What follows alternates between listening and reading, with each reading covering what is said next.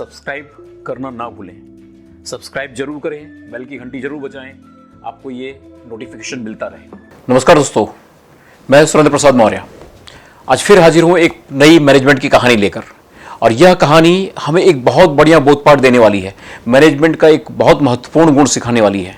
इसलिए इसको स्किप ना कीजिए, पूरी कहानी को देखिए, सुनिए, तभी आप इसका मर्म को समझ पाएंगे, इस कहानी से मिलने वाली सीख को समझ पाएंगे।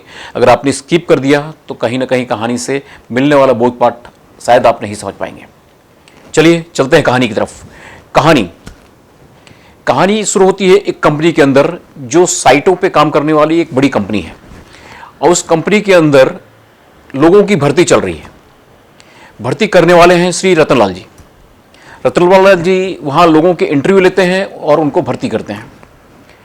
एक व्यक्ति पहला जो आता है उनके पास इंटरव्यू के लिए, तो यहाँ टास्क बेस है, इंटरव्यू जो पूरा है टास्क के ऊपर चलाया जा रहा है, कोई रिटर्न इंटरव्यू नहीं है।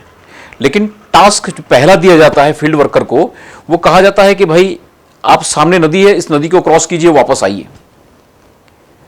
तो पहला व्यक्ति जो आया था इंटरव्यू देने के लिए, वो तैरना जानता था, सफल था। वह गया, कहीं थोड़ा सा चल के, कहीं थोड़ा तैर के उसने अपना जॉब कंप्लीट किया, वापस आया। रतनलाल जी ने उसको कॉम्प्लीमेंट दिया, गुड जॉब, और उसे जॉब पर रख लिया। उसे जॉब पर रख लिया। फिर यह इंटरव्यू की प्रक्रिया चली रही थी। अगले दिन एक व्यक्ति और आया जॉब के लिए। रतनलाल जी ने उसे भी वही टास्क दिया कि एक काम कीजिए, आप नदी क्रॉस कीजिए और वापस आइए। यह टास्क मिलने के बाद में उस व्यक्ति ने रतनलाल जी से पूछा कि सर, इससे पहले किसी ने नदी क्रॉस की है? तो रतनलाल जी ने परिचय करवाया कि हाँ, पहले व्यक्ति हैं, उन्होंने नदी क्रॉस की है, टास्क पूरा किया है। तो दूसरे व्यक्ति ने पहले व्यक्ति से मुलाकात की और उस पहले व्यक्ति के अनुभवों को कागज पर लिखा, उसके एक्सपीरियंस को कागज पर लिखा, और उसके साथ में रूल्स एंड रेगुलेशन एक बनाया कि अगर नदी को क्रॉस करना है तो इन व्यक्ति के अनुभव के आधार पे ऐसे ऐसा इतना इतना करना चाहिए। मतलब व्यक्ति को तैरना भी आना चाहिए, चलना आना चाहिए, ऐसे सब डिफाइन किया चीज़ों को। और उन चीज़ों को डिफाइन करने के बाद में अब जो लिखे हुए रूल थे उस पर चलने के लिए वो तैयार हो गया। और उसने नदी के अंदर कदम रखा और नदी क्रॉस करने की शुरुआत की। और जब क्रॉस करना चाहा तो उसी वक्त वो देख रहा है कि कोई तीसरा व्यक्ति है नदी के अंदर जो काफ़ी प्रयत्न कर रहा है लेकिन क्रॉस नहीं कर पा रहा है, और कहीं ना कहीं वो बह रहा है इधर उधर। तो दूसरे व्यक्ति ने उस तीसरे व्यक्ति का हाथ पकड़ा और जैसे जैसे पहले व्यक्ति के अनुभव थे, उन अनुभवों के आधार पर तीसरे व्यक्ति को साथ में पकड़ कर नदी क्रॉस करवाई, और इस तरह जॉब पूरा करके वापस आए। उसके इस काम के ऊपर रतनलाल जी ने उसको कॉम्प्लीमेंट दिया, वेरी गुड जॉब। अब चौथे व्यक्ति की बारी थी। ये व्यक्ति भी अपॉइंट कर लिए गए।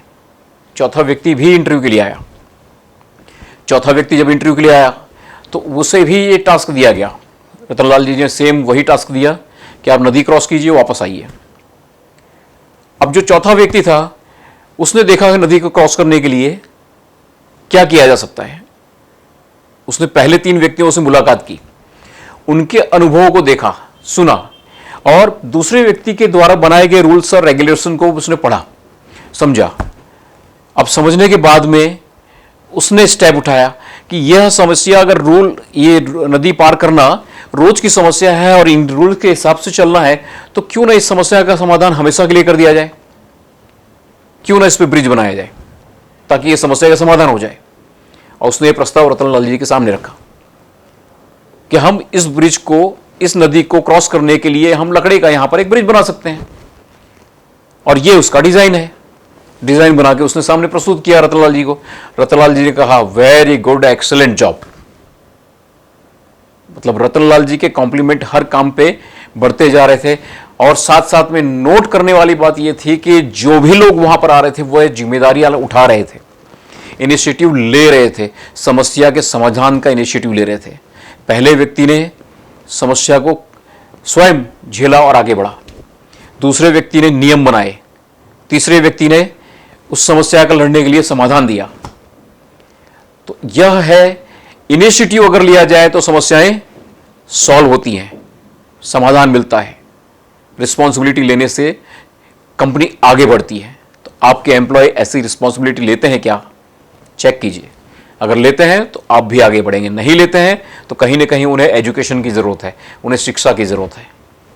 खुश रहे, तरक्की करो। याद रखो, वह जवानी जवानी नहीं जिसकी कोई कहानी नहीं।